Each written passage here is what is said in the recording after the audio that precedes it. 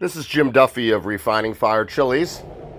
My website is www.superhotchiles.com.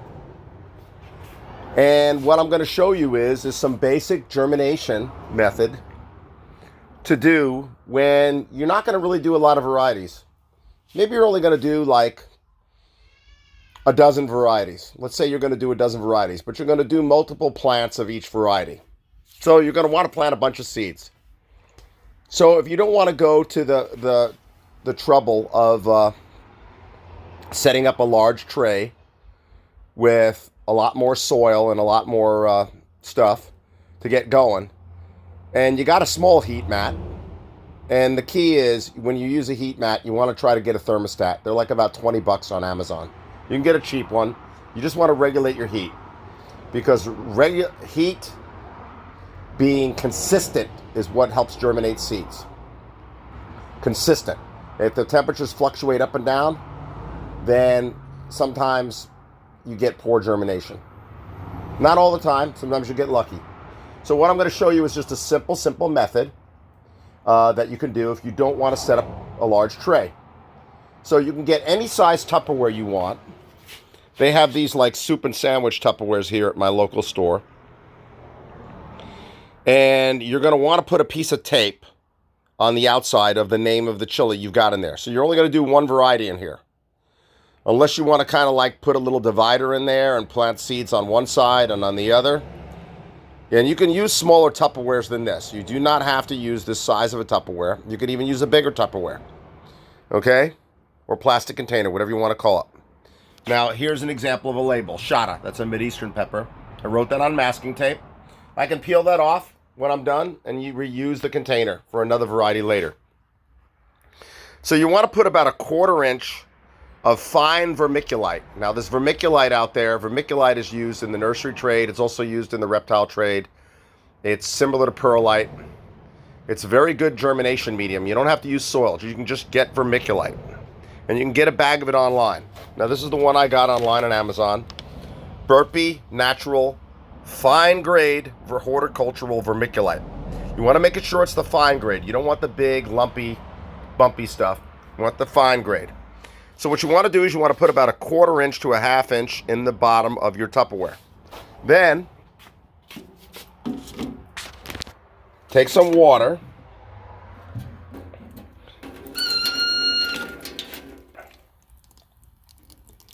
And just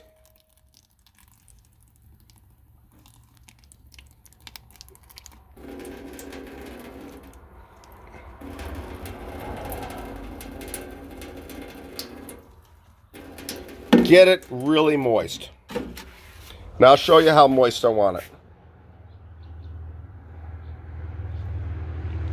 You see how when I tip it, you see a little water coming up, puddling in the edge? When I tilt it, that's about how much water you want to get. Okay? Because after you put on a heat mat, this is going to start to evaporate even with the cover on. Okay, so now you got a nice wet medium. Now the next thing you're going to do is you're going to plant your seeds. So you're not really planting them. You're just going to take seeds and put them all over. Now you don't have to plant this many. But if you've got old seed that you've had laying around a while, and you feel that you might not get a good germination percentage, go ahead. Stick 50, 100 seeds in here. Don't matter. The main thing is you want to get some of those seeds up. So the more seeds you plant, the better your chances of getting what you want to grow. So now once you put your seeds on top of the wet, very wet vermiculite, you're going to want to sprinkle a thin layer, about an 1/8 to a 1/4 inch, over the seeds. Okay?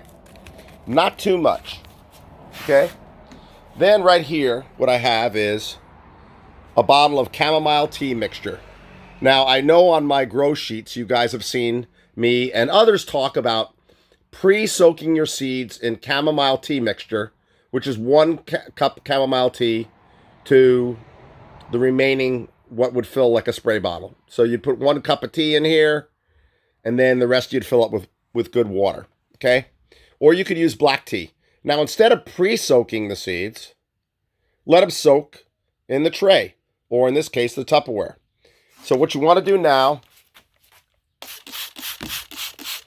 is you want to mist this really good, because this is going to give you your tea soak. Now, tea, black tea and chamomile tea, have natural compounds in them called tannins. Tannins. Now, tannins will soften the seed coat a little bit to help in better germination. But also, tannins help prevent the growth fungus, which kills seeds. So now it's soaked pretty well. So now we're just going to put our cover on completely tight. And we're going to put it on a heat mat with a thermostat. Now we're going to leave that cover on completely tight with no air getting in for about 4 to 5 days. And then in about 4 or 5 days, we'll gently lift up the corner to let some air in. And when your seeds start sprouting, take the cover off and let it be loose. Okay? Let the cover be completely loose and then start getting under some light. And then after it's under light for a day or two, remove the cover. Keep an eye on these guys. Make sure they're always moist. Keep misting them, okay? Because you don't want them to dry out once they start sprouting. But you can gradually get it used to light, even sunlight. You could go directly into sunlight with these seedlings, as long as it's warm enough outside and your temperatures aren't cold where they'll kill them. And then later on, let me show you the results. Let's go out to my little mini greenhouse.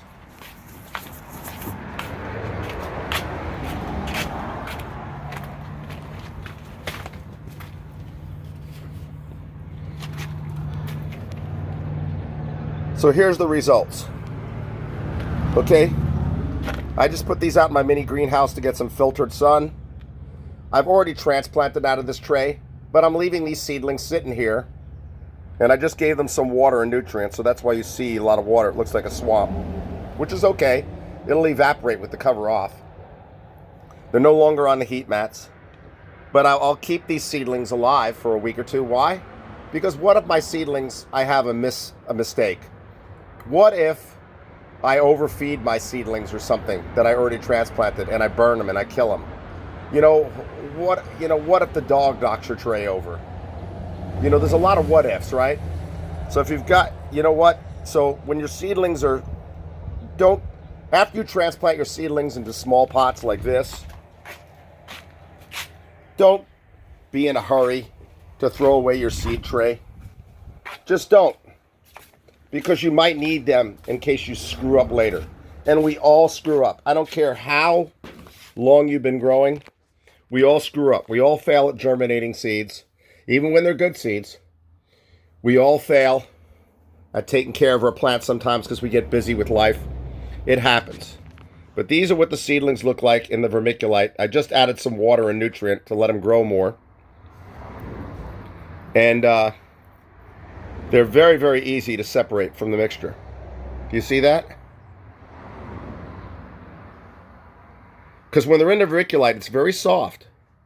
Now, you don't want to let these grow like about 3 inches tall or something with multiple leaves. Then they're going to be harder to separate.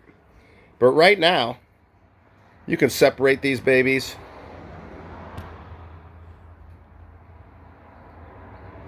No problem. Sorry about that. You can separate these babies and plant them extra deep into like a mixture like ocean forest. Add a little bit of mycorrhiza. That's a plant fungi that helps in root growth into the plant hole. And get them under lights or even get them under sunshine. Once they sprout, you can go right to sunshine if you want. But if you have them indoors under lights for a time period, well, you're not going to be able to go right to sunshine. You're going to have to harden them off. Okay? This is Zolotiski. This is a rare Siberian sweet pepper. And the seeds were very old, so I thought that I was going to have a problem, so I planted a ton. But apparently not. Looks like they did good. All right. This is Jim Duffy of Refining Fire Chilies, www.superhotchilies.com. Take care.